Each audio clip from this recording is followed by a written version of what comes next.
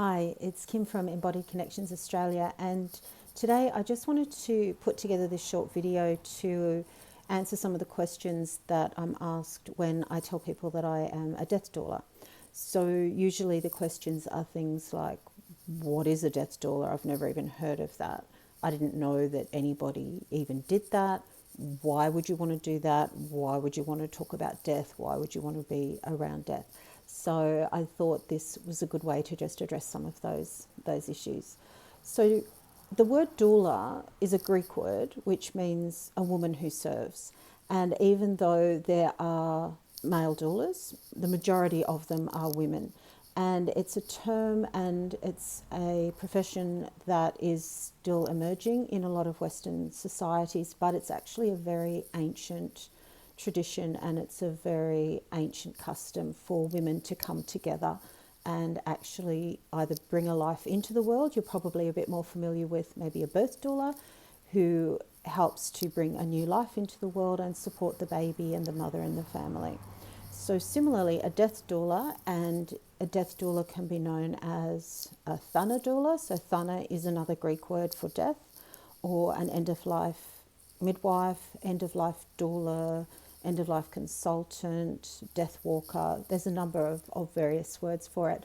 But just like a birth doula helps to bring a new life into the world, a death doula helps somebody transition who's dying and assists them with that dying process, and also supports the family and friends of that person, and just helps to ease that process and to have those conversations. Because just like talking about sex is not going to make you pregnant, talking about and preparing for death is not going to jinx you, and it's not going to make you die any sooner.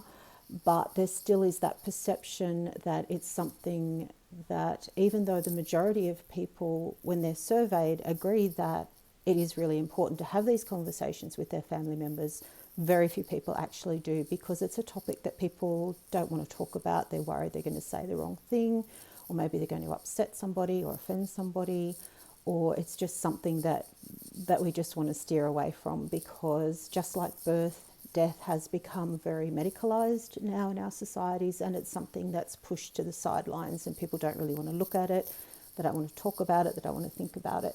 So a death doula is really just someone who's trained to walk with people through that process and is very comfortable having these conversations and is able to provide advice and information and support and guidance, as well as providing emotional comfort for the dying person and also their friends and family members.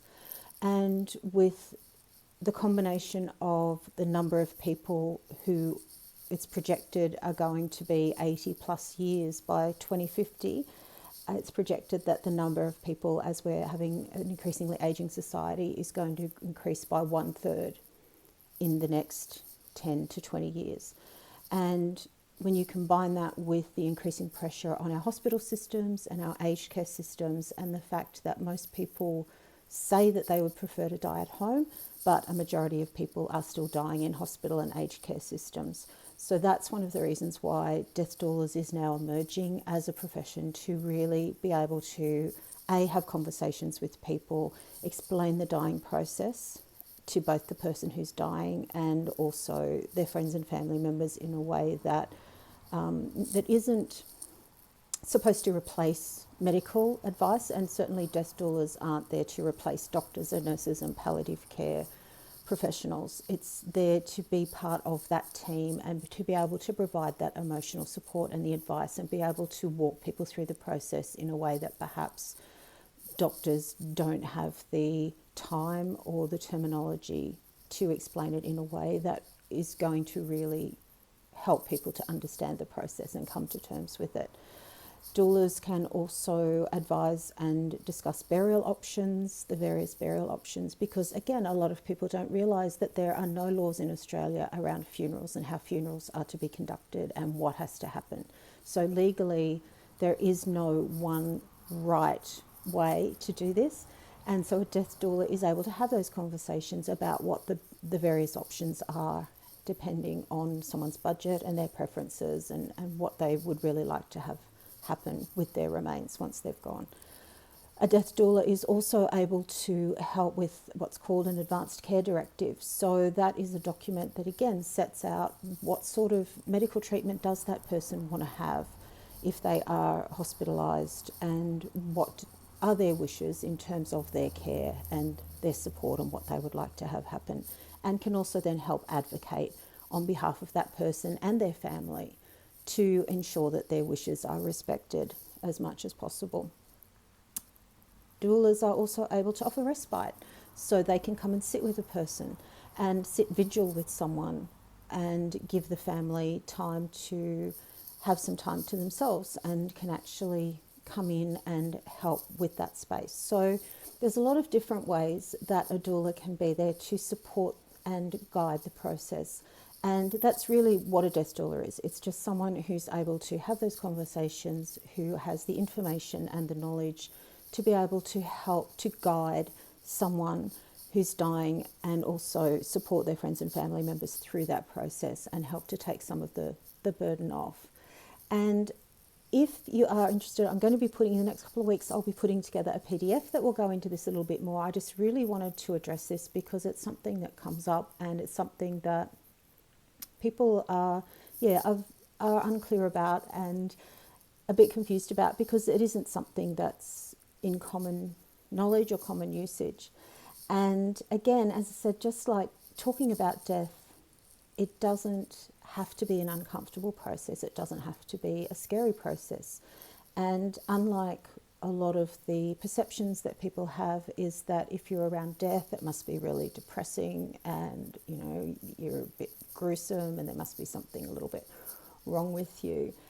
If you speak to anyone who has ever had the honour and the privilege of sitting with someone as their soul transitions, and I've done that. I wasn't there when my mother died, but in the process, and certainly after, seeing her quite soon after, there's something that is quite sacred in that space when someone is going through that transition, and to be able to be a part of that, and to actually help to guide that, and to help take some of the fear away as someone's going through that process, is an incredible honour and a privilege. And coming to terms with our own mortality and our own death, and the fact that whether we want to talk about it or whether we want to think about it, it's going to happen. And once we come to terms with that, it's amazing how much more of an appreciation for life it gives you. And so, contrary to what people might think, people who work around death and are around death actually have a much, much deeper appreciation and understanding of just how precious life is and how precious every day is. And so, as I said, contrary to popular opinion, thinking about death isn't going to make you die, and it isn't going to make you depressed. It can actually, when you do come to terms with it, can really make you more alive than you thought possible. So I would love to have this conversation with you a little bit more if you wanted to delve into it. As I said, keep an eye out. There will be a PDF coming out in the next couple of weeks that will set this out a little bit more clearly if you want to find out a bit more about it. Otherwise, please give me a call, shoot me an email, and I really, really would love to continue this conversation with you. So thank you. Much love. Okay, bye.